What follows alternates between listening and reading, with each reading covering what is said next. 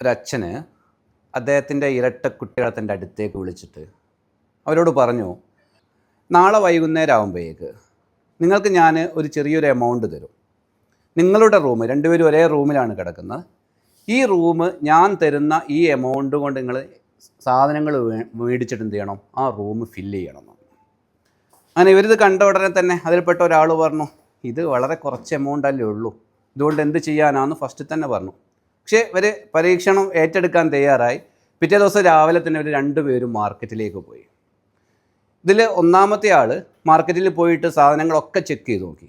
പക്ഷെ അവിടുന്ന് ഇവർക്ക് ഈ പൈസക്ക് കിട്ടുന്ന സാധനങ്ങൾ കൂടുതൽ മേടിക്കാനൊന്നും പറ്റില്ല, കുറഞ്ഞ സാധനങ്ങളെ മേടിക്കാൻ പറ്റുള്ളൂ ബോധ്യപ്പെട്ടിട്ട് അവൻ സാധനം മേടിക്കാതെ തിരിച്ചു വന്നിട്ട് അച്ഛനോട് പറഞ്ഞു, അച്ഛാ ഈ പൈസ കൊണ്ട് എനിക്ക് എന്ത് ചെയ്യാൻ പറ്റില്ല, ഈ റൂം നിറയ്ക്കാൻ പറ്റുന്ന സാധനങ്ങൾ മേടിക്കാൻ. അച്ഛൻ കുറച്ചും കൂടി പൈസ തരികയാണെങ്കിൽ ഞാൻ എന്ത് ചെയ്യുക, റൂം നിറയ്ക്കാൻ പറ്റുന്ന സാധനം മേടിക്കാമെന്ന്. അച്ഛൻ പറഞ്ഞു, ഈ ഒരു പണി ആ പൈസ തിരിച്ചു തന്നേക്കുന്നത്.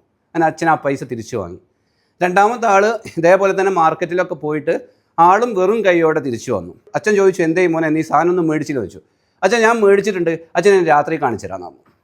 അങ്ങനെ രാത്രിയായി ഇവരെല്ലാവരും ഭക്ഷണമൊക്കെ കഴിച്ച് ഉറങ്ങാൻ പോകുമ്പോൾ ഈ കുട്ടി അച്ഛനോടും അമ്മനോടും ഈ ബ്രദറിനോടും തൻ്റെ കൂടെ വരാൻ പറഞ്ഞു. എന്നിട്ട് റൂമിലേക്ക് വന്നു. റൂമിൽ വന്നിട്ട് അച്ഛനോട് പറഞ്ഞു, ഡോറങ്ങ് അടച്ചു. എന്നിട്ട് അവിടെയുള്ള ലൈറ്റ് അങ്ങ് ഓഫ് ചെയ്തിട്ട് അവൻ്റെ കയ്യിൽ ചെറിയൊരു മെഴുകുതിരി വാങ്ങിയിരുന്നു ആൾ. അത് അവിടെ കൊണ്ടുവന്നിട്ട് ചെയ്തു കത്തിച്ചിട്ട് അവിടെ വെച്ചു. എന്നിട്ട് അച്ഛനോട് പറഞ്ഞു, അച്ഛൻ തന്ന പൈസക്ക് ഞാൻ മേടിച്ചത് ഈ മെഴുകുതിരിയാണ്, പക്ഷേ ഈ റൂം മൊത്തത്തിൽ എനിക്ക് എന്ത് ചെയ്യാൻ പറ്റിയിട്ടുണ്ട്, ഈ വെളിച്ചം കൊണ്ട്, ഇവിടെയുള്ള ഈ ഡാർക്ക്നെസ്സിനെ എനിക്ക് വെളിച്ചം കൊണ്ട് നിറയ്ക്കാൻ പറ്റിയിട്ടുണ്ട്.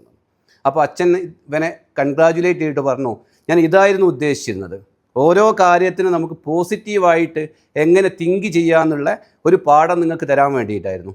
അപ്പോൾ ഞാനിത് പറയുന്നത്, ടാർഗറ്റ് നമുക്ക് പല സമയങ്ങളിലും നമുക്ക് വിചാരിക്കുന്നത് നമുക്ക് പ്രഷർ ഉണ്ടാക്കാൻ വേണ്ടിയിട്ട് നമുക്ക് കിട്ടുന്നൊരു സാധനമാണ് നമുക്ക് ചിന്തയിൽ വരാറുണ്ട്. നേരെ മറിച്ച് നല്ല പോസിറ്റീവായി ചിന്തിക്കുന്ന ആൾക്കാർ എങ്ങനെ ചിന്തിക്കുന്ന ടാർഗറ്റിനെ പറ്റിയിട്ട്, ഈ ടാർഗറ്റ് എന്ന് പറഞ്ഞാൽ എൻ്റെ ഗ്രോയിങ് ലെവലിനെ എനിക്കും എൻ്റെ കമ്പനിക്കും മനസ്സിലാക്കാനുള്ള ഒരു സോഴ്സ്, ഒരു മീറ്ററായിട്ടാണ് കണക്കാക്കുന്നത്.